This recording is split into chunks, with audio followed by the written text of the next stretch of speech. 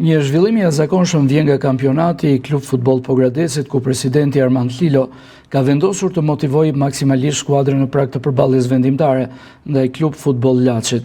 Burimet zyrtare konfirmojnë se Lilo ka akorduar 50.000 euro premio për skuadrën në rast fitoreje në ndeshjen ndaj Laçit, një super premio prej 100.000 eurosh nëse skuadra arrin të sigurojë ngjitjen në Super League. Ky vendim vjen në një moment kyç të sezonit ku liqenorët janë më të motivuar se kur për të realizuar objektivin madhor.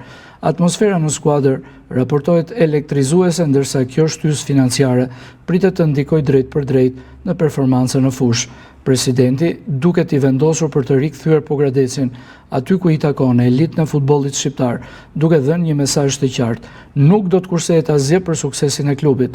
Tashmë të gjithë syt janë tek sfida ndaj Laçit, ku përveç se krenarisë në lojë janë edhe shifra të mëdha parash.